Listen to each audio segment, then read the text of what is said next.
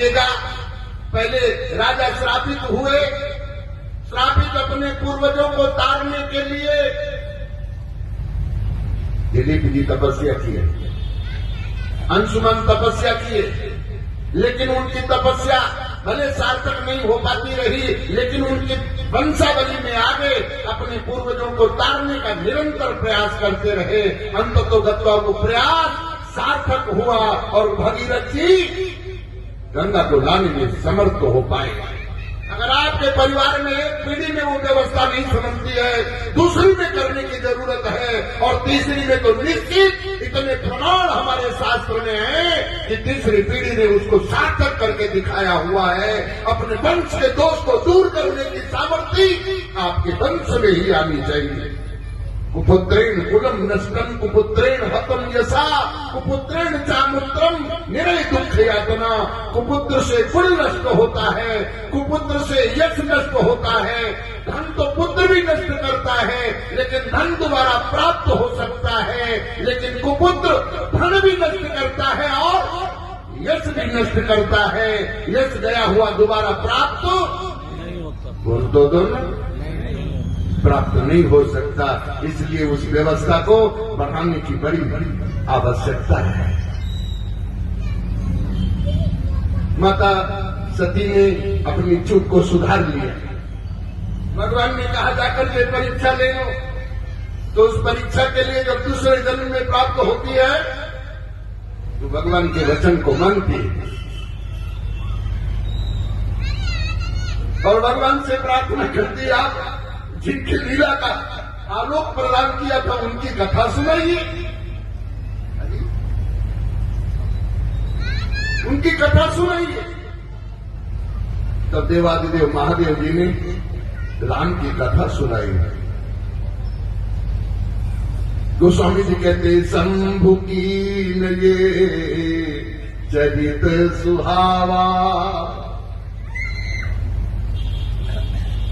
भगवान देवादिदेव महादेव ने पावन चरित्र किया, और तो और क्या कह दिया, उमय ही सुनावा।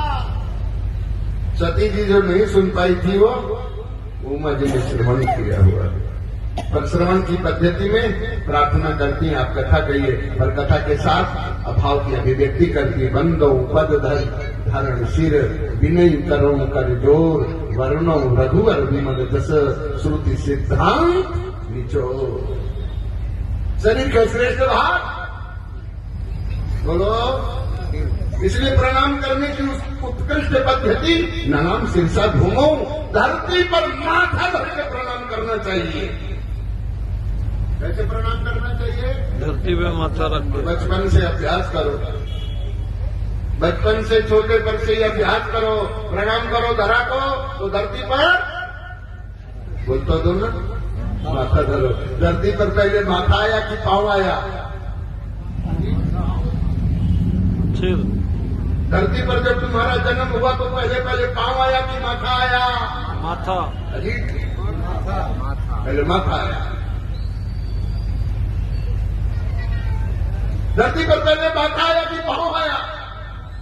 अरे बोलो, तो गर्भ से आते आते तो पहले जब जन्म हुआ तो पहले धरती की ओर माथा आया है। वो बिरला कोई होगा जिसका पांव आया हुआ हो, वो विष्णुपाद कहलाता है, जो पहले जिसका पांव आता है। लेकिन अगर किसी के पीठ में तकलीफ हो जाए तो बोलते हैं उसका पांव अगर पीठ पर रखा लो तो उसकी व्यथा दूर हो जाया करती है, इसलिए उसका नाम विष्णुपद कहा गया है। क्या नाम कहा गया?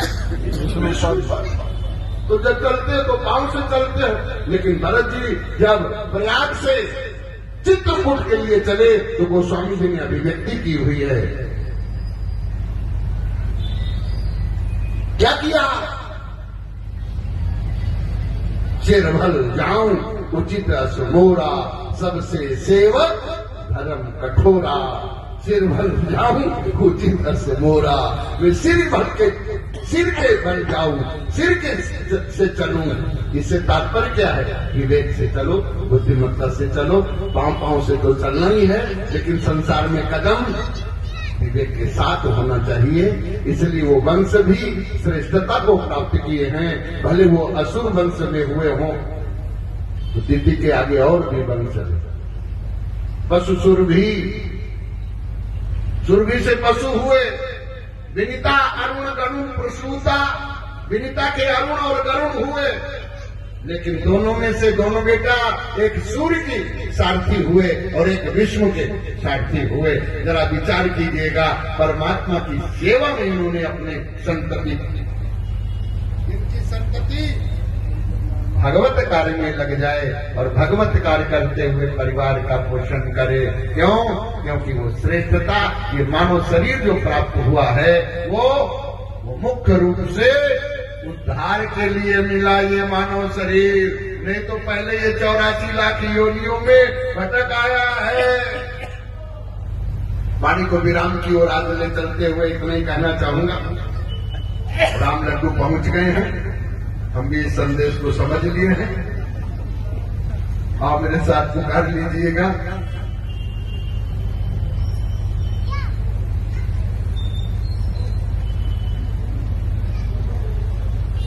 सच्चिदानंद परमात्मा के लिए मानव शरीर मिला है।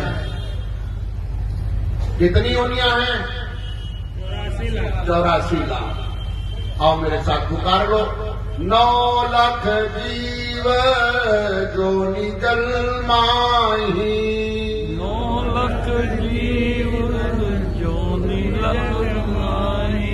पानी के जो प्राणी हैं वो 9 लाख किस्म के हैं। कितने? 9 लाख। जोड़ लेना। 10 लाख जीव पक्षी उड़ी जा